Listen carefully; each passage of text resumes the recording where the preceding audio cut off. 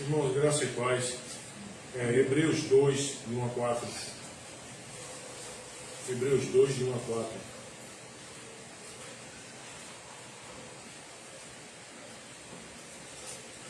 A gente vai dar continuidade, pela graça de Deus, né? Nosso texto, Hebreus 2, de 1 a 4.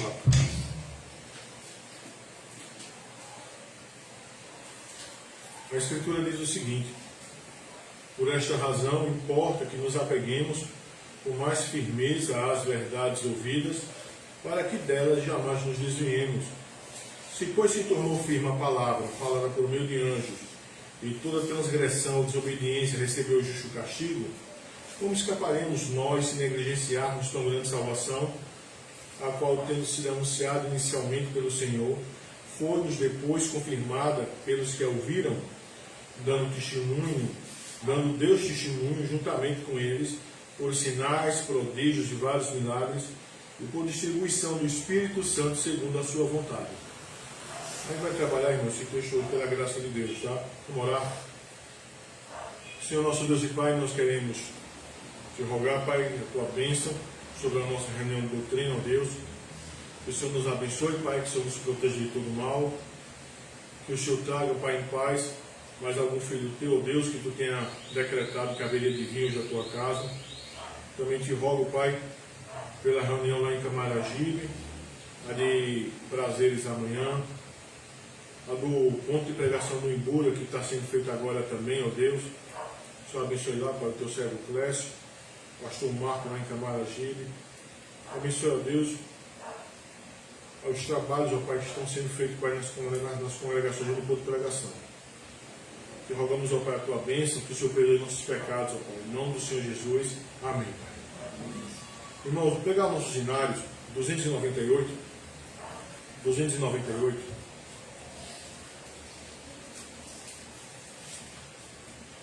298.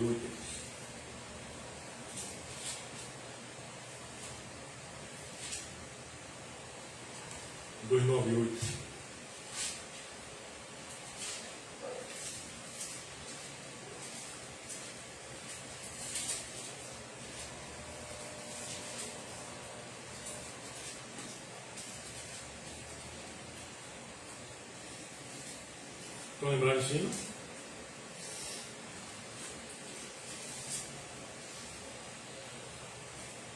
Ele é fácilzinho. A gente canta, canta a primeira história, a gente repete, caso o irmão não tenha lembre dele.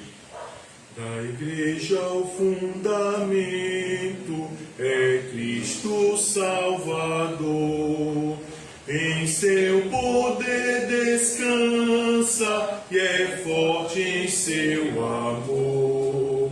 Pois nele alicerçada, segura e firme está, e sobre a rocha eterna jamais se abalará.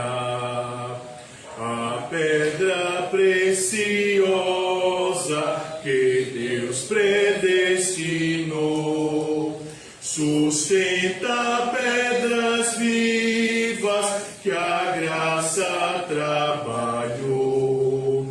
E quando o monumento surge em plena luz, a glória do edifício será do Rei Jesus. Neste edifício santo que visa o teu louvor, esteja a tua bênção, rogamos-te, Senhor, que muitos pecadores aqui em contrição se tornem templos santos de tua habitação. Amém, irmãos. Irmãos, a gente vai estudar hoje, pela graça de Deus, o seguinte: será que o nosso texto traz informações sobre perigos que ocorrem, sobre aqueles que desprezam as instruções da palavra de Deus? Então, será, irmãos, que corre-se algum perigo real se por acaso nós nos desviarmos de obedecermos às instruções da palavra de Deus? Sim, sim. A gente vai ver as exortações, tá? Só lembrando sempre, irmãos, aquilo que a gente tá vendo, eu vou estar repetindo isso sempre, tá? Quando a gente vai estudar Hebreus, a gente precisa compreender por que Hebreus foi escrito, tá? Cada carta do Novo Testamento, não só carta do Novo Testamento, mas o livro dos profetas, entendeu? Os próprios evangelhos, todo e qualquer livro da Escritura, ele não existe por existir, tá? Não existe por existir, mas há sim um contexto, certo? Já há sim uma situação vivencial que faz com que o livro exista, tá? Para os irmãos que já pegaram algum livro de teologia ou de comentário, talvez já tenha visto essa expressão, Sitz und Leben, uma expressão alemã que significa situação vivencial ou resposta vivencial, tá? A diferença dessa resposta vivencial para o contexto histórico é diferente. Ou seja, a resposta vivencial seria a resposta que o Senhor Deus quer que a comunidade da fé desse para alguma situação específica. Então, quando a gente está estudando Hebreus, a gente precisa perguntar assim, por que Hebreus existe? Será que Hebreus é o fruto de uma mente prodigiosa que conhecia muito bem a antiga aliança, a história do povo de Israel, e escreveu por escrever? Não, irmãos, a ideia não é essa. Nós não sabemos quem escreveu Hebreus. Há quem diga que foi Paulo, certo? Já outros vão dizer que foi Barnabé. Há outros que dizem que foi Apolo, tá? Mas a verdade é que nós não sabemos quem escreveu Hebreus. Uma coisa é certa, quem escreveu Hebreus, escreveu sabendo o que estava fazendo. Agora, nós sabemos sim quem são os destinatários primeiro dessa carta, certo? Que era quem? Eram sacerdotes que tinham se convertido ao Senhor e que por causa da perseguição dos próprios judeus, por causa de uma série de coisas, entendeu? Eles estavam pensando em voltar para as práticas judaicas. Então o autor dos Hebreus tem uma proposta.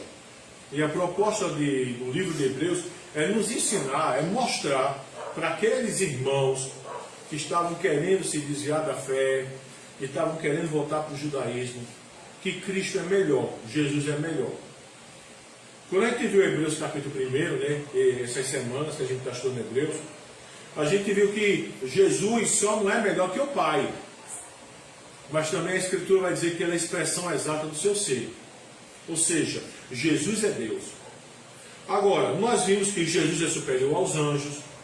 Nós vimos que a relação dos anjos em relação a Jesus é de adorar. A gente viu isso na semana passada, né? Hebreus 1:7. E até aquela questão lá de Lucas, né? Quando Lucas 2:13-14, nós vimos isso. A gente também viu a relação do Senhor Jesus com a criação, que ele sustenta, né, o verso 3, né, sustentando todas as coisas pela palavra do seu poder. A gente viu que é ele que fez a purificação dos nossos pecados, Hebreus 1:4. É ele que vai sentar-se à direita de Deus Pai. A gente até trabalhou o conceito disso na semana passada com Daniel 7, certo, irmãos? A gente viu também que nesse diálogo, né, entre o Pai e ele, né, o verso 8, né, o Pai falando a respeito do Filho, diz: o teu trono, ó Deus, é para todo sempre. Entendeu? Ou seja, o Pai chama Jesus de Deus porque ele é Deus, tão Deus como o Pai é. A gente também viu, vendo Hebreus 1, que tem uma importância nós sabermos, para poder nós entendermos a carta, o que é a trindade ontológica, que diz respeito a quê? Ao ser de Deus, e a trindade econômica, que diz respeito ao papel que cada um faz na obra da salvação, tá? Na história da salvação. Bom, irmãos, aí, depois da gente ter visto essas questões todas, aí a gente vai ter a primeira exortação, de forma bem evidente, de Hebreus, certo? Que é justamente Hebreus 2:1, tá? Que é necessário que a gente compreenda Por que o autor está dizendo isso? Por essa razão, importa que nos apeguemos com mais firmeza às verdades ouvidas, para que delas jamais nos desviemos. Então, o que eu quero trabalhar aqui com os irmãos sobre esse primeiro perigo, né? Caso se haja um desprezo pelas instruções da palavra de Deus, qual é o primeiro perigo? Simplesmente o óbvio, né? Se eu não me apegar à verdade, acabarei desviado. Tá? E é justamente isso que o escritor aos Hebreus está falando. Observe o que ele vai dizer, por esta razão. Então a pergunta é, qual razão? Qual a razão ele apresentou no verso 1? A razão de Cristo ser superior aos anjos, a razão de Cristo ser a expressão exata do ser de Deus, a razão de Cristo sustentar e ter criado e sustentado todas as coisas. Entendeu? Então, por essa razão, sabe, da supremacia de Cristo em relação a todas as coisas, pela razão de Cristo ser Deus, então ele vai dizer, por essa razão importa que nos apeguemos com mais firmeza às verdades ouvidas, para que delas jamais nos desviemos.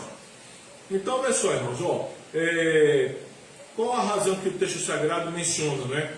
A razão é a superioridade de Cristo, como eu já falei, tudo que ele fez e faz.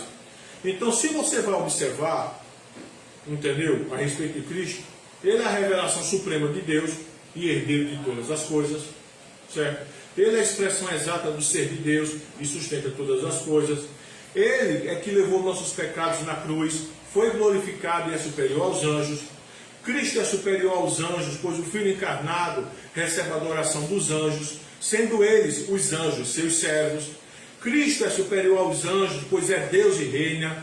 O Pai se alegra no Filho, o Filho criou todas as coisas e é eterno. Cristo é superior aos anjos, pois foi glorificado, enquanto que os anjos, além de servi-lo, servem também aos santos, a nós. Então, observa que as razões mencionadas devem me levar a um apego mais firme às verdades. Então, toda a lógica do escritor aos Hebreus é isso, ó. Eu vou te apresentar as razões pelo qual você não deve abandonar o cristianismo. Certo? Por quê? Porque se você abandona isso, e também isso serve para nós, irmãos, se nós abandonamos aquilo que a palavra de Deus fala a respeito de Deus, a respeito de Cristo, qual o nosso destino? Qual o nosso destino, se não o desvio na fé? Bom, botando um termo bem prático aqui, por exemplo, quando a gente vê aqui o verso 3, né? Sustentando todas as coisas pela palavra do seu poder. Se a gente deixa de crer que Cristo tem esse poder de sustentar todas as coisas, a pergunta é, o que nos fará permanecer firmes quando a gente for assolado por uma tentação, quando a gente for assolado por uma dificuldade? Se nós não crermos nisso de fato e de verdade, que Ele é que sustenta todas as coisas. Entende? Então, pessoal, assim nós somos obrigados a prestar maior atenção ao que nos foi dito. E a razão é simples, para não nos desviarmos.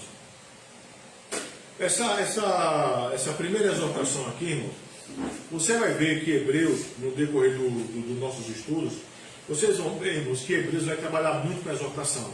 Aliás, Hebreus 2, 3 e 4 e 5, entendeu? E eu posso até dizer até o 6, você vai ver exortações uma em cima da outra. Uma em cima da outra. A gente reformado, a gente deve ter cuidado, não vai de um polo a outro. É muito bom vocês saberem dos 5 alicerces, né, do calvinismo, da tulipe. Mas o 5º alicerce do calvinismo vai falar sobre a perseverança dos santos. E é um aspecto do calvinismo que muitas pessoas, né, reformadas esquecem deliberadamente. Entende? Então, na cabeça delas, elas dizem assim, bom, eu sou eleita, Cristo me chamou, Cristo derramou seu sangue por mim, certo? Já fui adotado, sou justificado, Então não tem muita preocupação de que a minha vida esteja o cristianismo, ou então que eu viva de acordo com aquilo que a Escritura diz. Irmãos, o perigo do desvio é real. Agora, Hebreus também vai trabalhar dois conceitos: desvio e apostasia. Desvio não é apostasia, certo?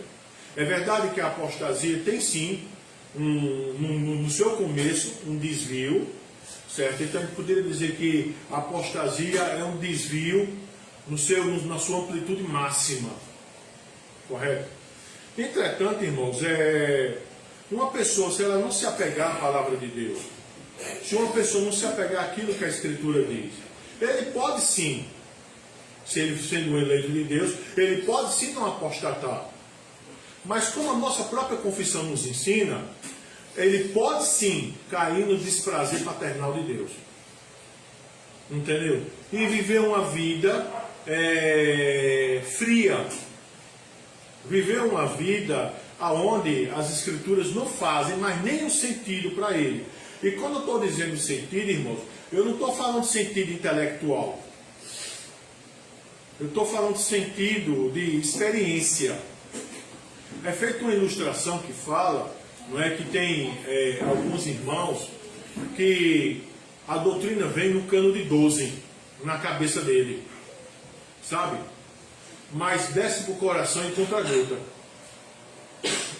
A mesma velocidade que ele compreende as doutrinas da graça, não é a mesma velocidade que ele acaba vivendo de acordo com as doutrinas da graça. Não é a mesma velocidade. Então, por exemplo, hoje, nós temos muito nas nossas igrejas reformados cabeçudos, né? Teóricos. Se sabe muito. Se tem acesso a muita coisa.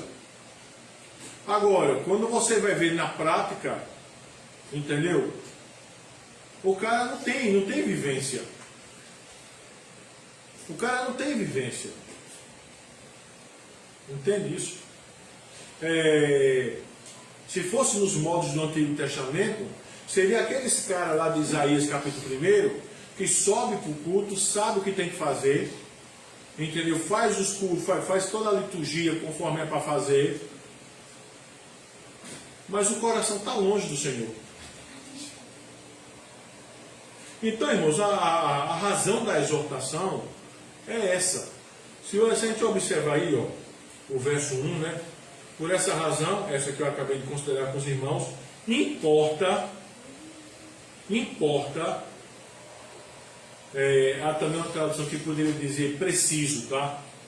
Importa que nos apeguemos com mais firmeza às verdades ouvidas, para que delas jamais nos desviemos. Agora, olha só, esse verbo importa aqui, certo? Ele dá a ideia de algo contínuo. Então, essa preocupação em eu me apegar, ela tem que ser contínua. Entendeu? A própria ideia também do apego tem que ser contínua. Então isso aqui é interessante, irmão, porque aqui você não tem aquela ideia de há muito tempo atrás, logo no começo da minha fé, logo quando eu conheci as antigas doutrinas da graça, sabe? A chama me comia por dentro. Eu saí comprando vários livros aí, reformado. Eu tinha ardor, eu tinha isso, eu tinha aquilo. Irmãos, a ideia desse verbo lá no original é uma ideia de continuidade. Entende? É uma ideia de continuidade. O que o autor dos Hebreus está dizendo que, por essa razão, importa, é preciso que nós nos apeguemos. É preciso que a gente continue se apegando. Entende?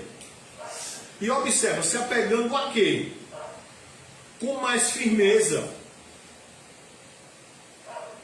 E aqui você tem uma ideia, irmãos, bem simples, que às vezes a gente compreende, não é? Porque você vê, o povo de Deus viu sim aquilo que Deus fez lá no deserto. 1 Coríntios 10, né? Viu-se o que eles fizeram no deserto. O povo de Deus viu sim todo o livramento que Deus fez no Egito.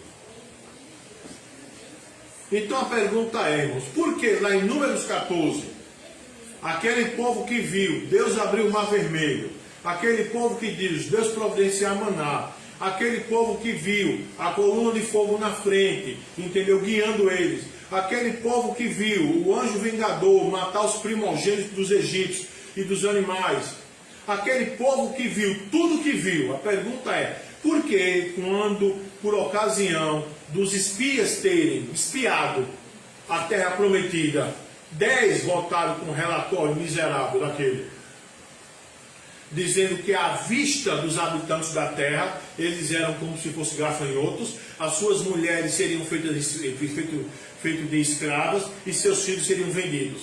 E eles todos morreriam. E por causa daquilo quiseram até matar Moisés.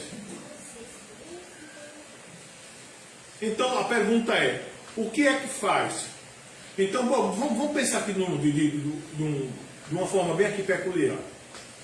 Será que o fato de um dia eu ter sabido das antigas doutrinas da graça, será que o fato de um dia, sabe, eu ter tido uma resposta de oração de Deus, será que isso é suficiente? O autor dos Hebreus vai dizer, não. Por isso que ele vai dizer, irmãos, importa, é preciso que nós apeguemos. Aí observa o que ele vai dizer, com mais firmeza. Com mais firmeza as verdades ouvidas, as verdades que nós ouvimos, as verdades que nós sabemos. Por quê? Para quê? Para que delas jamais nos desviemos.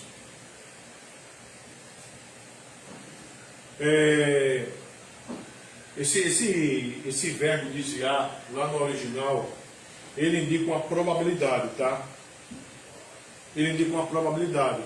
Mas ele indica uma probabilidade que, se acontecer, vai ser algo definitivo. Não apostasia, mas que, se acontecer, vai haver sim um desvio. E é fácil de observar isso, irmãos. Quantas pessoas nós conhecemos que começou a jornada na fé de uma forma tranquila, que começou a jornada da fé com vontade, que começou a jornada da fé com empenho, e no decorrer dos tempos vai esfriando, vai esfriando, vai esfriando, vai esfriando, e todo mundo percebe que a pessoa mudou. A pessoa não está, ele não apostatou da fé, ele não nega a fé, certo? Mas ele não tem mais aquele ardor, ele não tem mais aquela chama. Ele se senta no banco, ó. Por ele, tanto fez como tanto faz. Aí aquela questão, irmão. Uma pessoa dessa está desviada? Está sim. Ela está experimentando um certo nível de desvio. Porque eu volto a dizer, irmãos, às vezes a gente acha, o desviado é o cara que deixa de vir para a igreja. O desviado é o cara que começa a adulterar, começa a tomar cachaça, a fazer isso. Não, isso é um nível de desvio. Mas a pessoa pode estar dentro da igreja com o seu coração totalmente desviado do Senhor. O cara pode estar na igreja, ouvindo aquilo ali, sabe? E tendo um coração de gelo. Sabe como é que é? Ou seja, para ele tomar uma postura de não ter mais preocupação de vir à igreja, ou até mesmo ir para o mundo, por mais que ele não negue, é um passo só, irmãos. É um passo só. Então, observe isso aí. É isso que eu quero que vocês percebam nessa primeira divisão aqui, irmãos. Que se a gente não se apegar, a gente vai acabar se desviando. Olha o que ele vai dizer. Por essa razão, importa que vocês se apeguem com mais firmeza às verdades ouvidas, para que delas jamais nos desviemos. Eles ainda não tinham se desviado por completo. Mas era assim uma probabilidade que, se por acaso se tornasse real, se tornaria um fato. Se tornaria um fato. Entende? Vamos dar uma olhadinha, irmão, lá em 1 Coríntios 10. 1 Coríntios 10.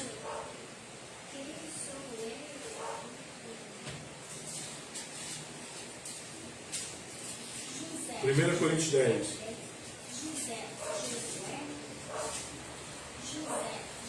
1 Coríntios 10, 1.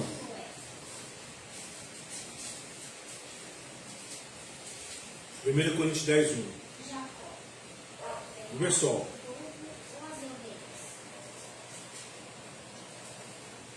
O texto vai dizer o seguinte, na escritura. Ora, irmãos, não quero que ignoreis que nossos pais estiveram sob a nuvem, e todos passaram pelo mar, tendo sido batizados assim na nuvem como no mar com respeito a Moisés. Todos eles comeram de um só manjar espiritual, e beberam da mesma fonte espiritual, porque bebiam de uma pedra espiritual que os seguia, e a pedra era Cristo. Entretanto, Deus não se agradou da maioria deles, razão porque ficaram prostrados no deserto. Deixa eu só compreender uma coisa aqui com os irmãos. Observe, Deus não se agradou da maioria deles. Certo? Deus não se agradou da maioria deles. Tá? Razão porque ficaram prostrados no deserto. Por exemplo, você vai ter níveis de desagrado de Deus em relação a eles. Tá? Por exemplo, é óbvio que o nível do desagrado de Deus com aqueles que estavam adorando o bezerro de ouro é um. Mas o nível do desagrado de Deus com Arão, por exemplo, certo? Lá pela questão lá da fala dele de Miriam contra Moisés, porque Moisés começou a ter relacionamento lá com a Cuxita, é outro. Agora, preste atenção. Tanto aqueles que foram idólatras com bezerro de ouro, tanto aqueles que falaram aquele maldito relatório que trouxeram lá, quando foram espiar a terra, tanto contra Arão, Miriam, com o próprio Moisés, todos eles, com exceção de quem? De Josué e quem? E Caleb. Porque observa, de toda aquela população que saiu do Egito, da população que saiu do Egito, quem foi que entrou na Terra Prometida? Josué e Caleb, e toda aquela população que por ocasião lá da espiada na Terra Prometida tinha abaixo de 14 anos. Mas dos que saíram do Egito, só 2 entraram. Todos os demais ficaram prostrados no deserto. E a pergunta é, por que ficaram prostrados no deserto? Aí Paulo vai responder, né? Não é, irmão? O verso 5, né? Deus não se agradou da maioria deles. Certo? Aí vê só, irmão, vê só o verso 6 aí, ó. Ora, estas coisas se tornaram exemplo para nós. Certo? A fim de que não cobicemos as coisas mais como eles cobiçaram. Vê só. Certo? Não vos façais, pois, idólatras, como alguns deles, porque está escrito: o povo assentou-se para comer e beber e levantou-se para divertir. É óbvio que nem todos se fizeram de idólatras. É lógico que sim, por isso que eu falei, há níveis de desagrado de Deus. Mas você observa que o Moisés não entrou. Você observa que Arão não entrou. Você observa que Miriam não entrou. E você vai observar que da geração que saiu do Egito, só Josué e Caleb vai entrar. Então, irmãos, a pergunta é, por que então Hebreus 2:1 vai dizer que, por essa razão importa que nos apeguemos com mais firmeza às verdades ouvidas para que delas jamais nos desviemos? Porque a realidade do desvio é sim fato. É sim fato. A realidade de cair no desprazer paternal de Deus é sim fato. E a questão aqui do deserto, de cair no deserto, não diz respeito necessariamente à questão da salvação eterna, tá?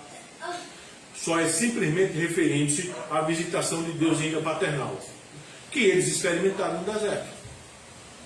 Então, veja só, irmãos, o que é que Paulo vai continuar dizendo, no verso 8, 18.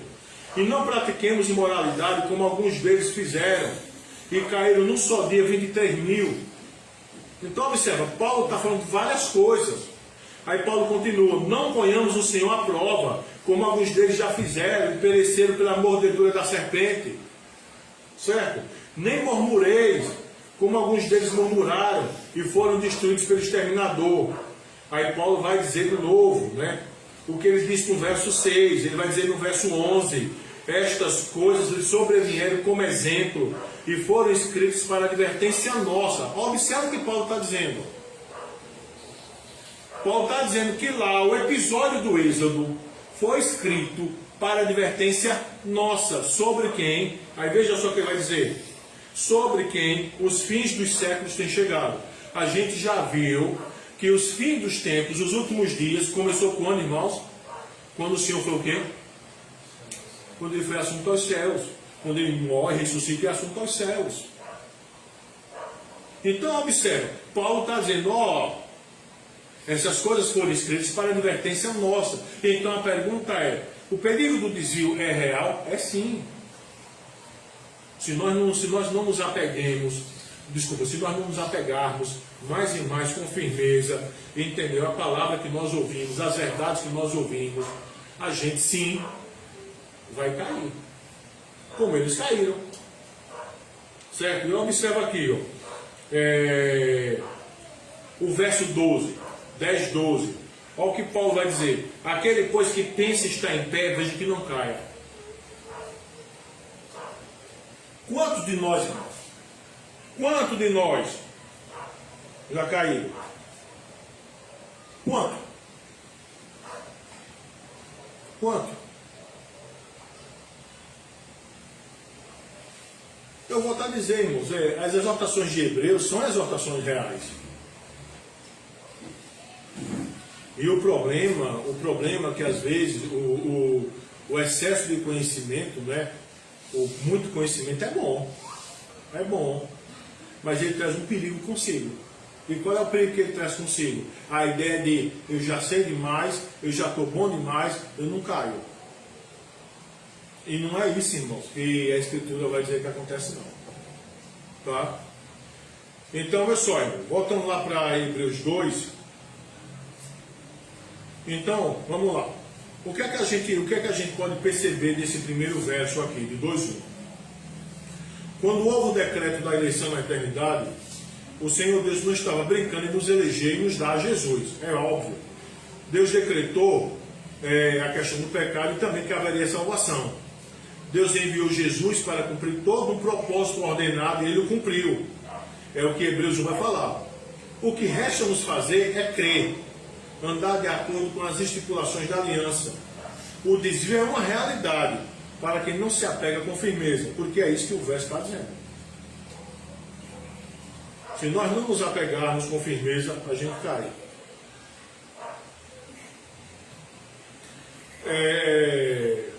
Sem citar nome, porque não vem ao caso, mas os irmãos sabem do que eu estou falando. Eu me lembro que logo quando a pessoa que eu estou me referindo, né, começou a se afastar, a esposa dele me procurou e falou que, eu até me recordo dessa conversa, me falou de que estava com algumas ideias estranhas, porque estava lendo certas coisas. E eu disse, eu identifiquei ela e disse, olha, fulano, esse material eu também tenho na minha casa. Certo? Me causa estranheza a pessoa estar se engasgando, eu me lembro de que eu falei isso, se engasgando com essa espinha. Porque tem resposta para isso. Todo mundo sabe o fim. Todo mundo sabe o fim da história. Mas eu estou trazendo, irmãos, essa história que já é tão batida e tão conhecida por nós, para dizer da seguinte forma, irmãos. Às vezes você diz da seguinte forma: fulano se afastou porque fulano estudou demais. Eu já vi essa besteira. Isso é besteira, irmão. Isso é besteira, isso é de cabeça oca. Isso é cabeça oca. Porque se fosse assim, fulano, não, irmão. Não é porque eu cabo estudo mais não. É porque o muito estudo deve nos levar a ter uma vida de piedade. O muito estudo deve nos levar a ter uma vida de prática. O muito estudo deve me fazer me apegar mais e mais às verdades ouvidas. Porque Hebreus vai dizer, se eu não fizer isso, eu vou me desviar. E observe que o autor dos Hebreus não estava falando isso aqui para neófito na fé, não. Volto a dizer, era para os sacerdotes que tinham crido em Cristo. Então ele não está falando para neófitos. Ele não está falando para a pessoa que não sabia. Agora, irmãos, se a pessoa tem uma postura de orgulho, ao ponto de dizer, eu já sei de tudo, e começa a desprezar os rudimentos da fé, começa a desprezar a oração, começa a desprezar, sabe, práticas, exercícios espirituais, práticas, exercício de misericórdia, uma prática de misericórdia. Quando a pessoa começa a desprezar isso e se acha muito cabeçudo, ele vai se desviar. Ele vai se desviar, meu irmão.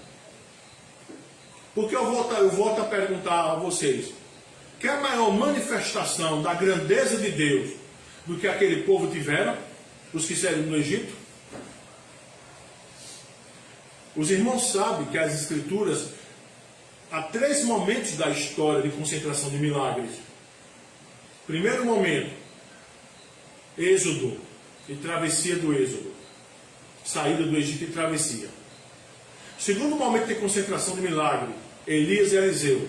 Terceiro momento de concentração de milagre, Jesus e os apóstolos. Fora esses 3 grandes períodos, você não vai ter milagre na Escritura.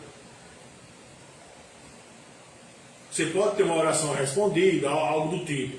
Mas uma concentração de milagres só nesses 3 períodos.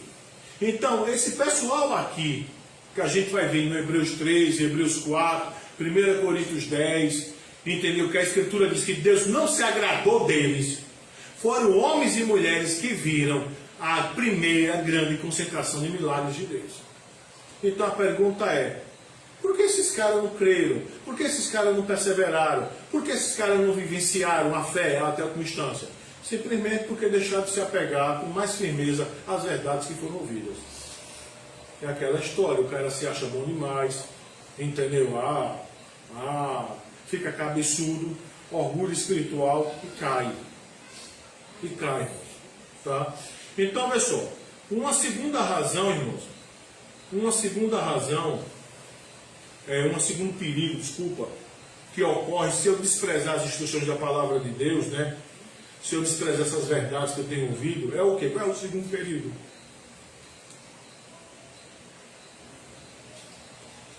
Versos 2 e 3a. É que se eu não me apegar à verdade, eu vou ser castigado. Certo? Se eu não me apegar à verdade, eu vou ser castigado. Se eu não me apegar à verdade, eu vou acabar me desviando. E por consequência, se eu não me apegar à verdade, eu vou acabar sendo castigado. O que é que diz o verso 2? Se, pois, se tornou firme a palavra falada por meio de anjos, e toda a congregação, e toda transgressão ou desobediência recebeu o justo castigo, como escaparemos nós, se negligenciarmos tão grande salvação? Vê só, vê novamente. Se, pois, se tornou firme a palavra falada por meio de anjos, e toda transgressão ou desobediência recebeu o justo castigo, como escaparemos nós se negligenciarmos tão grande salvação? Aqui não está falando de perda de salvação não, tá? Mas a ideia é, como é que eu vou escapar da visitação em ira de Deus paternal, se eu negligenciar tão grande salvação? O autor dos Hebreus está fazendo uma comparação, tá? Do evento, certo? Da entrega da lei. Os irmãos estão lembrados, como eu falei a semana passada, que na concepção judaica antiga, os anjos tiveram participação da entrega da lei a Moisés. Então, ora, se aqueles que viram isso, se aqueles que presenciaram isso, se aqueles que viram tudo, tudo isso, né? A transgressão deles, a desobediência, recebeu o justo castigo, ao autor dos Hebreus pergunta, como é que você vai escapar, caso você negligencie tão grande salvação? Como é que você vai escapar da ira de Deus, da ira paternal de Deus, caso você negligencie aquilo que Cristo é, aquilo que Cristo fez? Você não vai escapar. Você não vai escapar. Então, olha só, irmão. O que é que os versos nos ensinam? Vamos lá. Primeiro, que houve uma palavra falada por anjos. Não é isso que diz o verso 2. Mas vamos lá, qual foi essa palavra? Não é? O papel dos anjos é sugerido, tá? Vamos lá para Deuteronômio 33:2. Deuteronômio 33:2.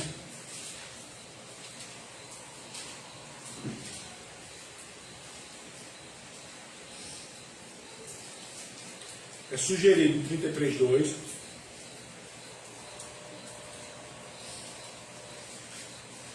Aí vê só. É dito o quê?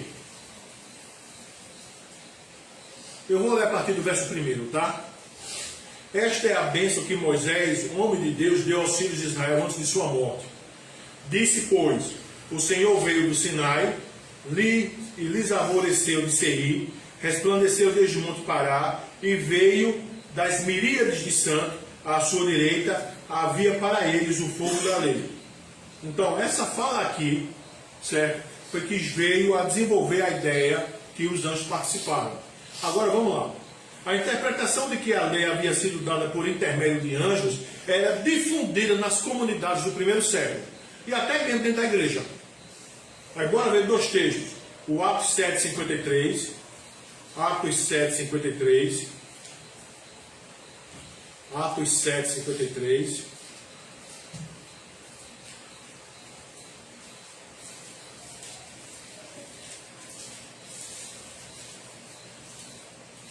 Os irmãos sabem que Atos 7 é o discurso de Estevão, né? Todo mundo sabe, né? Bora a partir do verso 51. A Estevão diz o seguinte: homens de dura cerviz, incircuncisos de coração e de ouvidos, vós sempre resistis ao Espírito Santo, assim como fizeram vossos pais, também vós o fazei. Qual dos profetas vossos pais não perseguiram? Eles mataram os que anteriormente anunciaram a vida do justo, do qual vós agora vos tornastes traidores e assassinos. Vós que recebeste a lei por ministério de quem? E não aguardastes. Então isso era difundido. Tá? Bora ver outro texto, Gálatas 3:19. Você vê que a defesa de Estevão vai falar isso, Gálatas 3:19.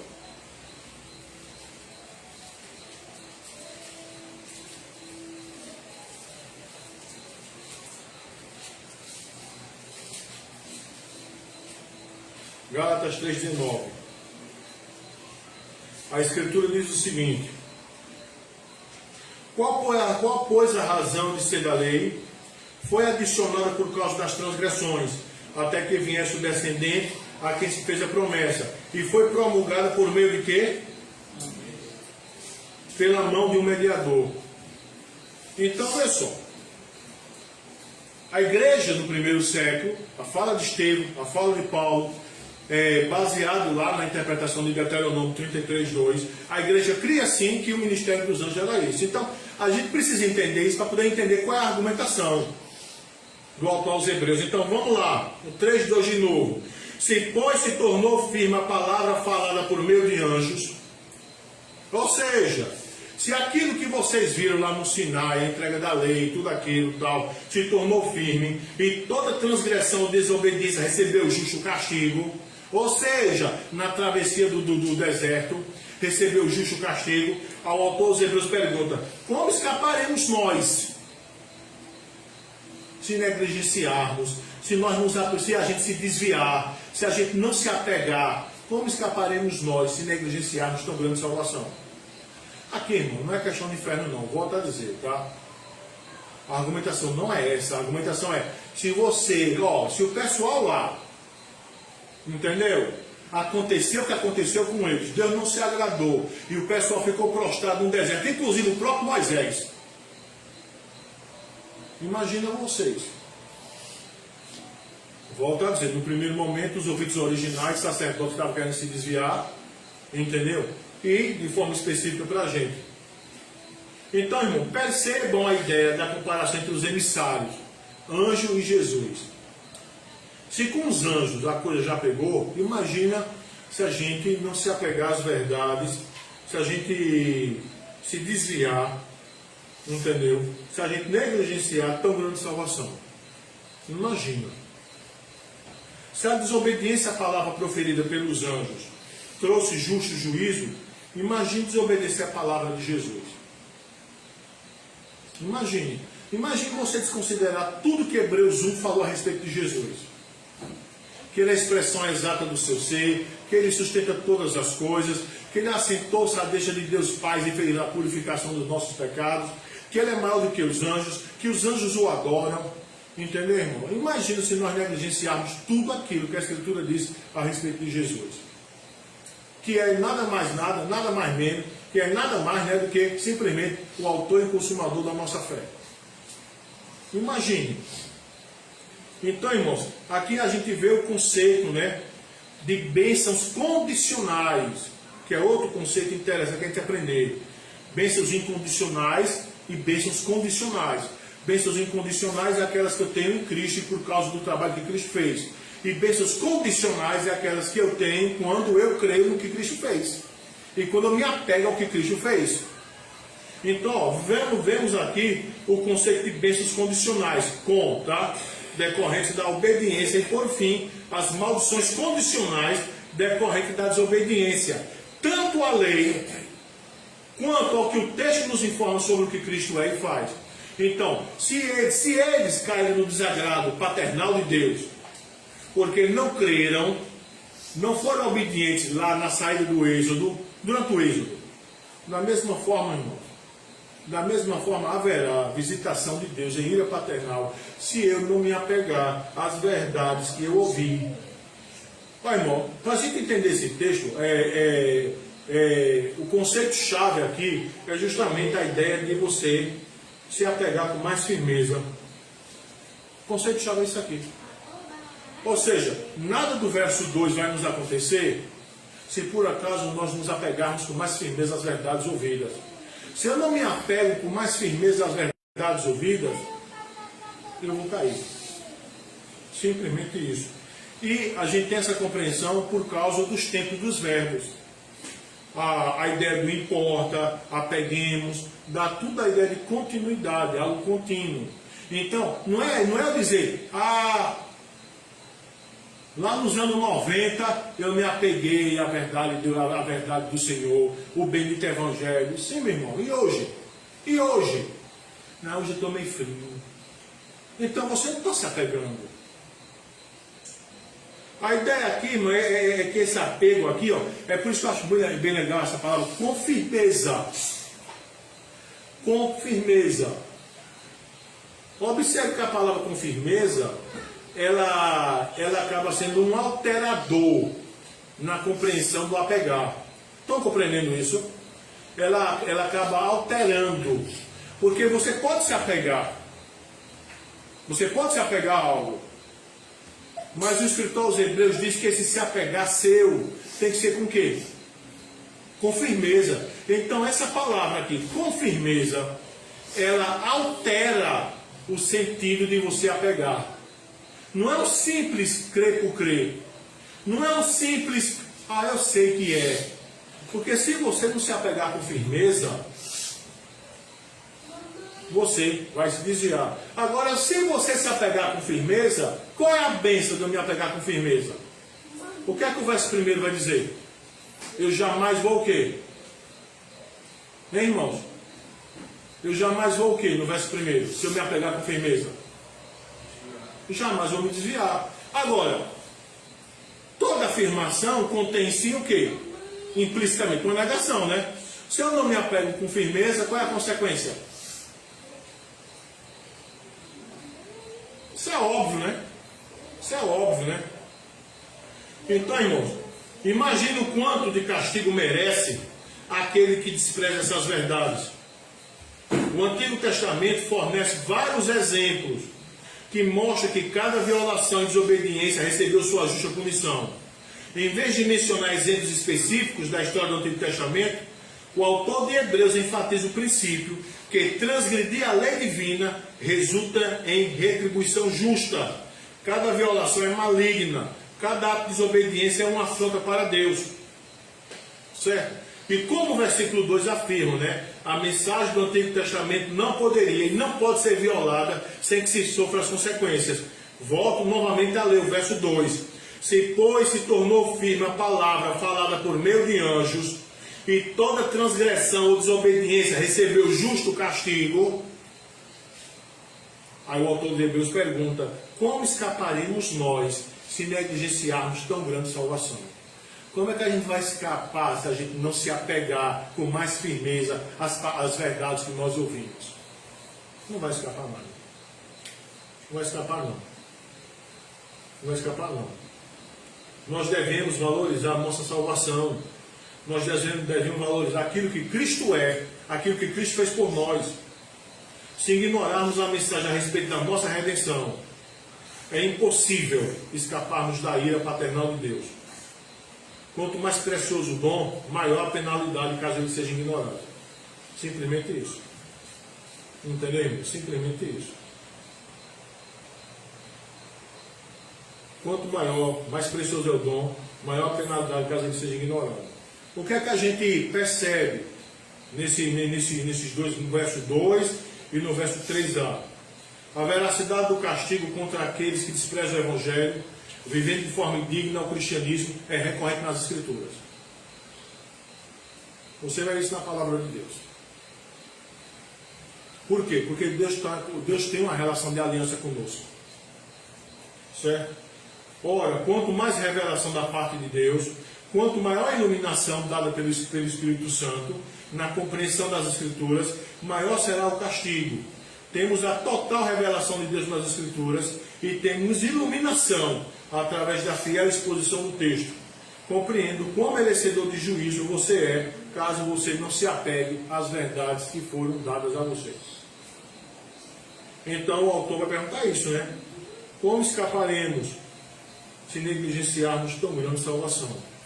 Bom, irmãos, há um terceiro perigo se eu não atentar naquilo que é dito, entendeu? Se eu não atentar nas instruções da palavra de Deus, há um terceiro perigo lá. E o terceiro perigo é da seguinte forma: se eu não me apegar à verdade, irei de encontro a Deus, quem confirmar a veracidade da mensagem. Primeiro perigo, vou me desviar. Segundo perigo, eu vou ser castigado. E o terceiro perigo é eu ir de encontro a Ele. Não é ao encontro dele, é de encontro. Feito um carro que sai da pista, sai da sua pista, invade a pista vizinha e vai de encontro à jamanta. Entende? Veja só, irmãos, a parte 3b e o 4. Vamos lá. A qual, tendo sido anunciada inicialmente pelo Senhor, essa salvação, né? Foi depois confirmada pelos que ouviram, dando Deus testemunho juntamente com eles, por sinais, prodígios e vários milagres, e por distribuição do Espírito Santo segundo a sua vontade. Então, o que é que os versos nos ensinam? As verdades da revelação plena começaram a ser anunciadas pelo Senhor. Não é isso que diz isso?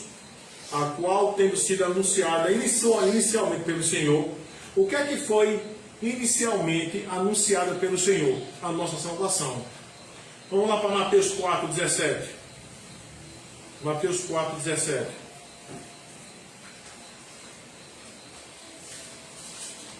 Mateus 4:17.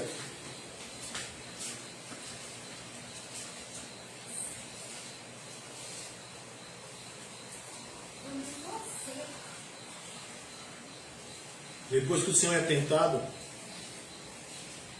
João foi preso, não é? O evangelista diz o seguinte: daí por diante, passou Jesus a pregar e a dizer: arrependei-vos, porque está próximo o reino dos céus. Então observa aí, a nossa grande salvação foi inicialmente anunciada pelo Senhor. Entendeu, irmão? É isso que vai dizer a parte B do verso 3. E observa, depois que ela foi inicialmente anunciada pelo Senhor, ela também foi o que, irmãos? Confirmada pelos apóstolos. Não é? Depois foi confirmada pelos apóstolos através de sinais, prodígios e milagres e por derramamento do Espírito Santo. Não é isso que está dizendo no verso 3? Não é? Não é isso que está dizendo no verso 3? O verso 3 e o verso 4? Então observa aí, vamos ver alguns textos. Atos 2, 22. Essa continuidade da pregação com a confirmação da palavra. Atos 2, 22. Pedro, falando a respeito do Senhor Jesus. Varões israelitas, atendei a estas palavras. Jesus o Nazareno, varão aprovado por Deus diante de vós, com milagres, prodígios e sinais, os quais o próprio Deus realizou por intermédio dele entre vós, como vós mesmos sabeis. A palavra da nossa salvação foi anunciada inicialmente pelo Senhor Jesus, e o Senhor Jesus deu confirmação dela. Bora para Atos 6:8. Atos 6:8. Atos 6:8. Estevão, cheio de graça e poder, fazia prodígios e grandes sinais entre o povo. Então, é justamente isso aqui, ó. Foi primeiro anunciada inicialmente pelo Senhor e depois confirmada pelos que a ouviram. E Deus deu testemunho juntamente com eles, por sinais, prodígios e vários milagres, e por distribuição do Espírito Santo segundo a sua vontade. Vamos ver outro texto que confirma isso? Atos 14:3. Atos 14:3. Atos 14:3. A Escritura diz o seguinte: entretanto, demoraram-se ali muito tempo, falando ousadamente no Senhor, o qual confirmava a palavra de sua graça, concedendo que por mão dele se fizessem sinais e prodígios. Então a palavra da salvação foi confirmada foi inicialmente pregada por Jesus, e Deus foi confirmando através daqueles apóstolos, homens de Deus que vieram posteriormente. Romanos 15, 18 e 19. Romanos 15, 18 e 19. Romanos 15, 18 e 19. A Escritura diz, Romanos 15, 18 e 19: porque não ousarei discorrer sobre alguma coisa, senão sobre aquelas que Cristo fez por meu intermédio, para conduzir os gentios à obediência por palavras e por obras, por força de sinais e prodígios, pelo poder do Espírito Santo, de maneira que desde Jerusalém e circunvizinhanças até o Ilírico tenham divulgado o Evangelho de Cristo. E por fim, irmãos, 2 Coríntios 12, 12. 2 Coríntios 12, 12. Que a Escritura diz o seguinte, 12, 12. Pois as credenciais do apostolado foram apresentadas no meio de vós, com toda a persistência, por sinais, prodígios e poderes miraculosos. Então, vê só, irmãos, voltando lá para Hebreus. Voltando para Hebreus 2. A parte B do verso 3. A nossa salvação, nossa grande salvação, inicialmente foi anunciada pelo Senhor, que confirmou também com sinais, prodígios e da palavra. Depois foi confirmada pelos que a ouviram, mesmo procedimento, sinais, prodígios e milagres. E o verso 4 vai testificar a veracidade disso, que era o próprio Deus que dava testemunho juntamente com eles, por sinais, prodígios e vários milagres, e por distribuição do Espírito Santo segundo a sua vontade. Perceba o envolvimento de Deus com a proclamação da mensagem.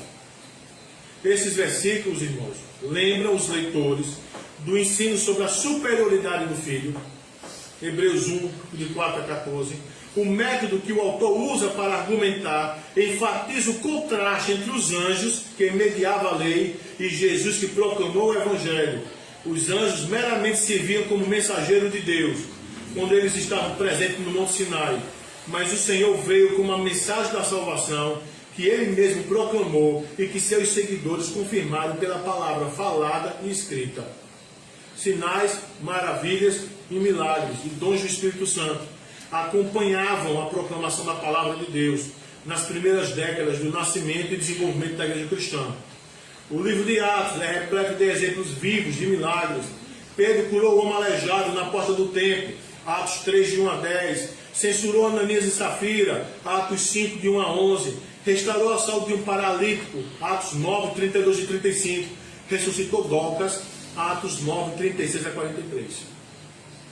Então, por isso que eu falei, o entendimento desses versos aqui é o quê? Se apegar com mais firmeza às verdades ouvidas. Por que é que eu tenho que me apegar? Porque a grande salvação, que primeiro começou a ser anunciada por Jesus, depois por aqueles que ouviram, que vieram depois de Jesus, o qual Deus confirmou através de sinais, prodígios e milagres. E esse Jesus é superior a anjos que mediaram a lei, mas não fizeram nada disso que Jesus fez. Por isso que o autor aos Hebreus manda eu me apegar com maior firmeza às verdades ouvidas. Porque se eu não me apegar, eu vou desviar. E a gente está cansado de ver isso. A veracidade desse texto hoje em dia. Pessoas que quando começaram a fé cristã, volto a dizer, eram empolgadas, eram participativas, eram envolvidas na obra, certo? Tinham prazer de vir para o culto, tinham prazer no serviço litúrgico, mas porque não se apegaram, se esfriaram. Se esfriaram.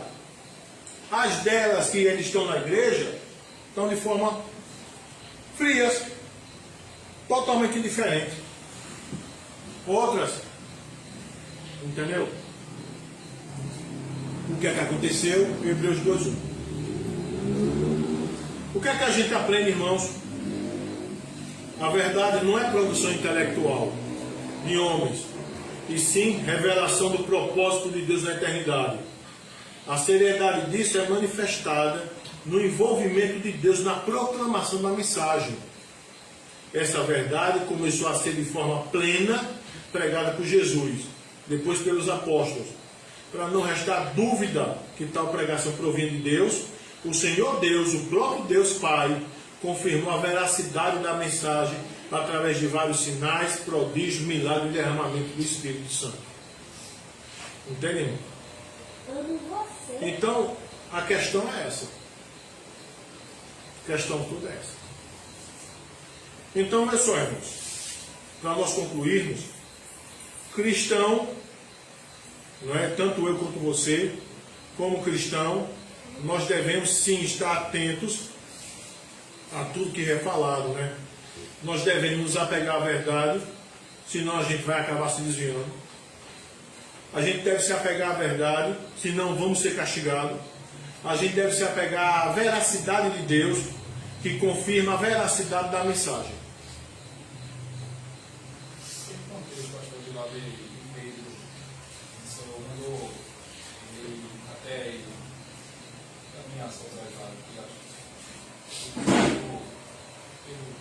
Muito duvidoso. A gente pode dizer ali que ele desviou Sim, sim.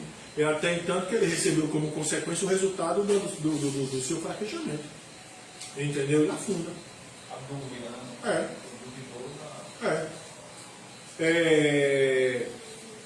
Tá lembrado que eu falei agora há pouco? Porque o apego é a firmeza. É a certeza que você crê.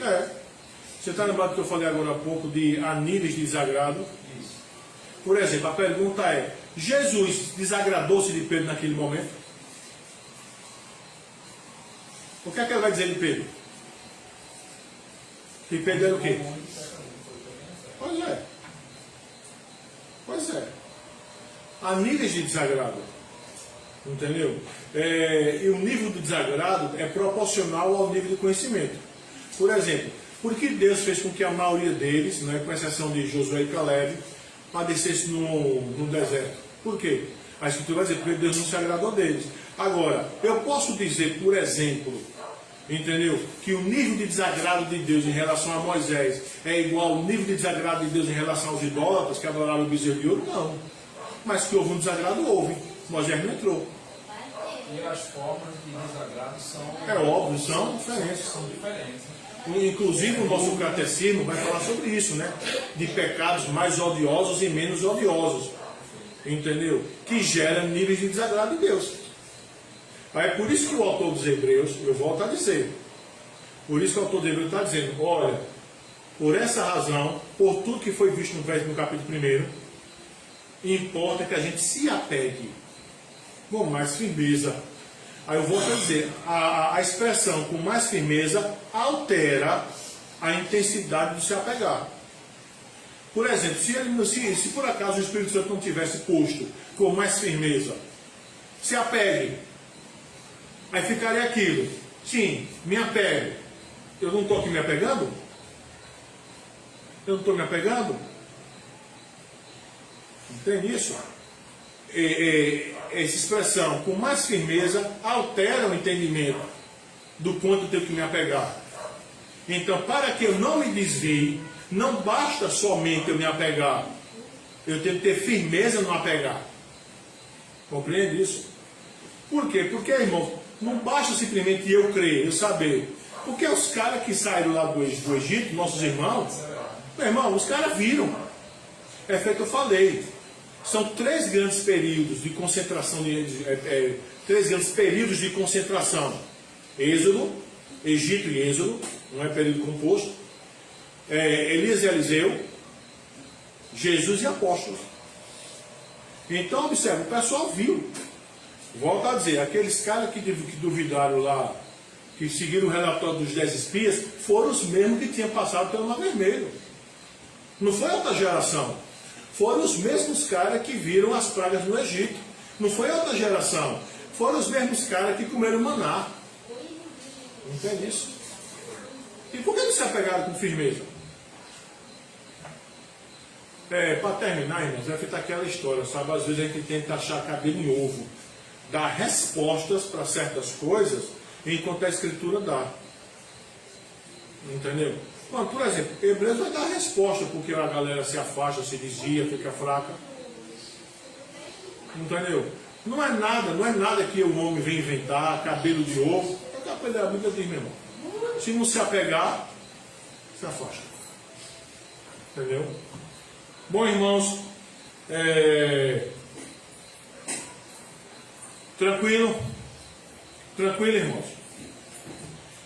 Pela graça de Deus, quando for na próxima semana, a gente vai continuar, tá?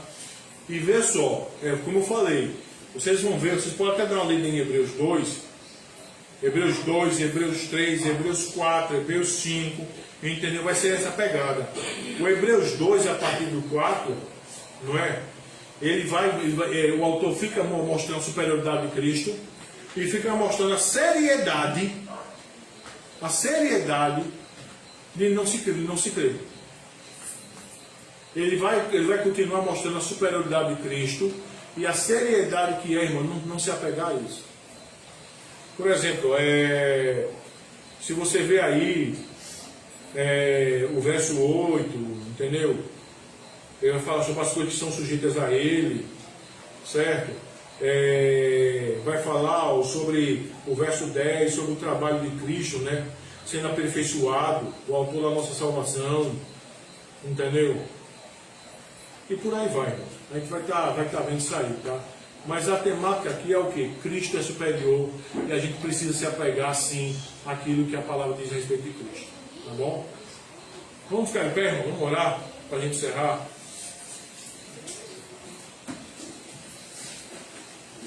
Vamos orar.